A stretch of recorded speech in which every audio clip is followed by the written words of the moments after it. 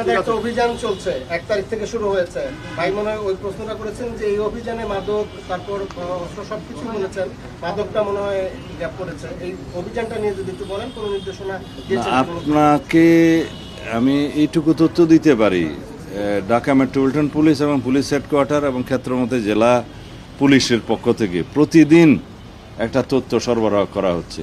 এই বিষয়ে অগ্রগতি আমাদের কাছে আসে যে আজকে এতজন মাদক সংক্রান্ত বিষয়ে আটক বা চাঁদাবাজ বা সন্ত্রাসী বিভিন্ন ক্যাটাগরির বা অস্ত্র উদ্ধার ক্যাটাগরি ওয়াইজ কিন্তু আটক হচ্ছে এবং আমাদের এই অভিযান কিন্তু কন্টিনিউ করবে। এই বিষয়ে আমরা জিরো টলারেন্স এই জন্যই ঘোষণা করেছি যে মাদক বিশেষ করে জুয়া অনলাইন এগুলো বন্ধ না করতে পারলে সমাজের ব্যালেন্স নষ্ট হয়ে যাবে। Thank you. অনলাইন জুয়ার অ্যাপস তো প্রকাশ্যে চলছে, ব্যবস্থা হচ্ছে সিআইডি কেউ এগুলোর বিরুদ্ধে ব্যবস্থা না।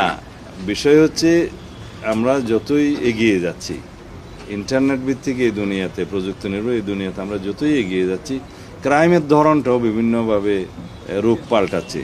সেই জন্য আমরা এগুলোকে অ্যাড্রেস করার জন্য একটা আইন প্রণয়নের ব্যবস্থাও গ্রহণ করব। সেই জন্য আমরা অলরেডি একটা কমিটি করে দিয়েছি। এর আগ পর্যন্ত আমরা যেভাবে পারি সেই সাইটগুলো, সেই ওয়েবগুলো ব্লক করার চেষ্টা করছি। আর এই সমস্ত ক্রাইমগুলো তো আগে এত বিস্তৃত ছিল না, সেই জন্য হয়তো আগের সরকারগুলো ওইভাবে অ্যাড্রেস করেনি। এখন আমাদের এটা প্রায়োরিটি, অগ্রাধিকার। জুয়া, অনলাইন জুয়া, মাদক এগুলো আমাদের অগ্রাধিকার।